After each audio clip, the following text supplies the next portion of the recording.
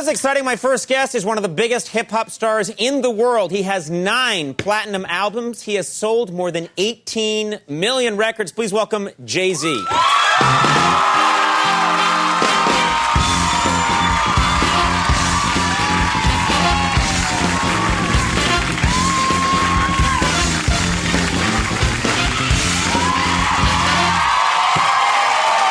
Thanks for being here. Got a lot of people here, man. Oh, yeah. You got a lot of people in the building. That's a nice feeling. Yeah. I don't get that. You get that. That's pretty nice. We need you here every night to get the crowd whipped up like that. Okay, I gotta come here a couple of nights. That'll be the new idea. If I have a joke and it bombs, we just have you walk out behind me and people go, yeah! First of all, you gave me this... Should I walk out behind you now? Nice.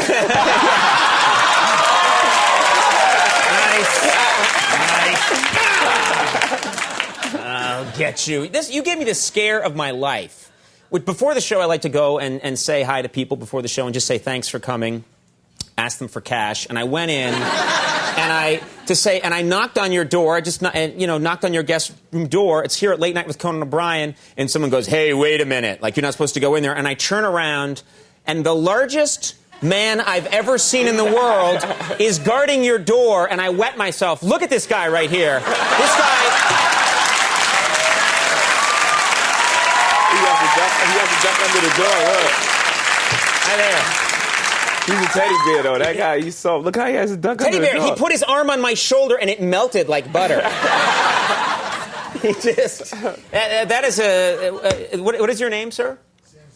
Samson, of Samson. course. Oh, great. Yeah. Samson, I am Conan. So... Fear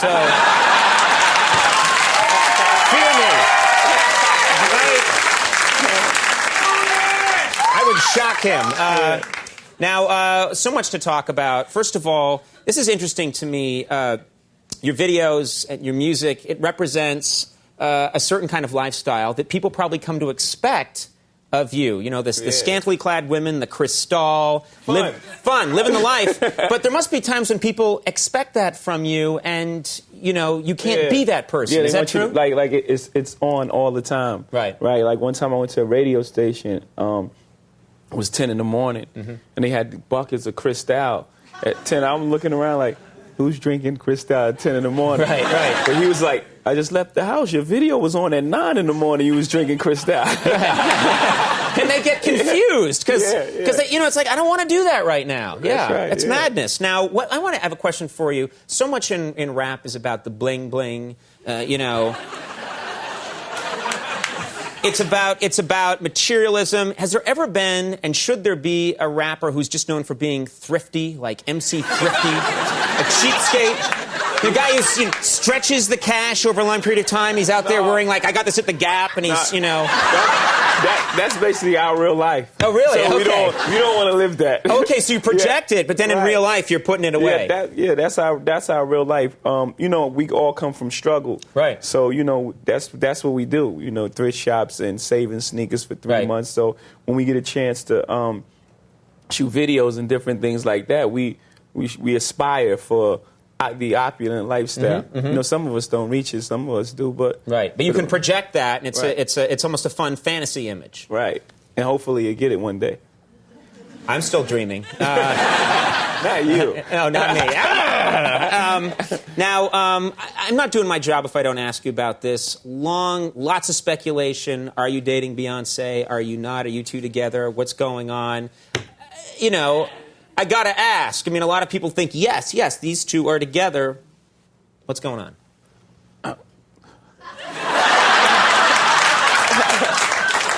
What happens is, when you live so much of your life in the public eye, this is my political answer. Just go with it. Yeah, I'll go with it. when you live so much of your normal your life in the public eye, you want to keep parts of it private. So. All right, then you don't have to answer that question. Let me just tell you from my perspective. If I were dating Beyonce, I'd be telling everybody. I would be talking about it. And I don't care that I'm in the public eye. That's right. I'd get like her phone number for the first date, and I'd be on TV going.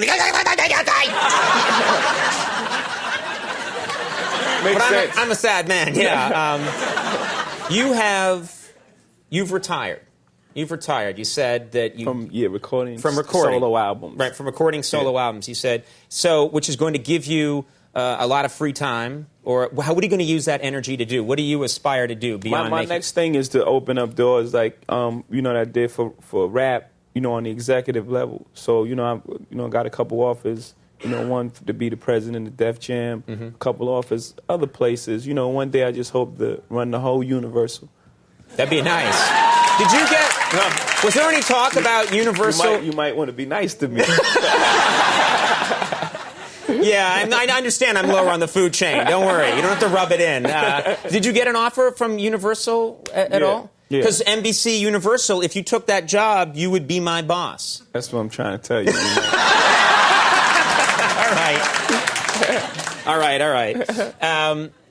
Tell me about the music that you listen to. You talk about people would have this image of you that you would probably only listen to rap, but that's not true. Called boom, boom, boom, boom. Right. I just believe in two different types of music, good and bad music. So I listen to all type of music. I listen from Coldplay to U2, Sting, John Mayer. Right. To the Roots.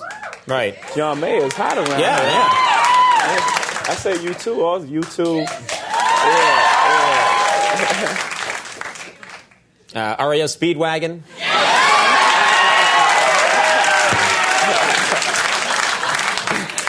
See, that's where I'm coming from here. You're going to fire my ass so fast. Well, Jay-Z, welcome. Get rid of O'Brien. Right, yeah, we took care of it. I got to ask you about this. You played pool with Michael Jordan. You actually, you guys are tight somewhat, and you actually played pool. What was that experience like? I grew up watching Michael Jordan and, idolizing the way he played basketball and, just him as a human being. So we got the opportunity to meet, and we became friends. And it was my birthday. I got a club in the city in Chelsea called the 40-40 Club. So he came by, and we was playing pool. And he's really, really seriously competitive. About everything I've heard. Yeah, no, really. Yeah. And so I had him down 2-0, and he was upset. He said, he was upset, but then he looked at me and said, the Knicks had me down 2-0 before. You're in trouble. And you're just trying to have a friendly game of pool, and he's getting incredibly intense. Really serious. He was like, you're in trouble. Then he won the next 2 games, and I was like, that's it for us. Let's just leave tied up. Right. Was he okay with that? Or was it no, we're doing this again? No, he wasn't okay. But I just wanted to say I tied Michael Jordan. Yeah. It's nice. That's pretty good. Doesn't matter what you played him in. Right. It is P. Diddy's birthday. He's having a birthday party tonight. Are you going to this party? Yeah, absolutely. Yeah. Can I roll with you? Yeah, you can. Of course. That's not going to happen. On TV, it's like, yeah, of course. Afterwards, that guy's got his hand in my face. I'm trying to walk, and he's just holding me back like that. No, Samson's not having it. Samson's coming over here any second. Let me talk about Fade to Black. Let's talk about Fade to Black. I watched this. They got me a copy of the documentary today, and I was watching this documentary, and what I loved about it was that you show the creative process, which I think a lot of people don't understand, and people that don't understand rap music don't understand how hard it is to actually stay at the top. And I thought that was the coolest part of the documentary. Is it shows you when you're working on the album, just almost putting yourself through torture to come up with the right hooks and the right samples. I mean, I love to do it for one, and then I know how in rap music, the thing is the gift of discovery. So, every year they're trying to find a new artist. So you have to really stay on top of your game. I love doing it, but I also understand that part of it. And I don't write lyrics. Like you'll see in the documentary, if you guys go, you'll see that maybe you should walk out after me. I kind of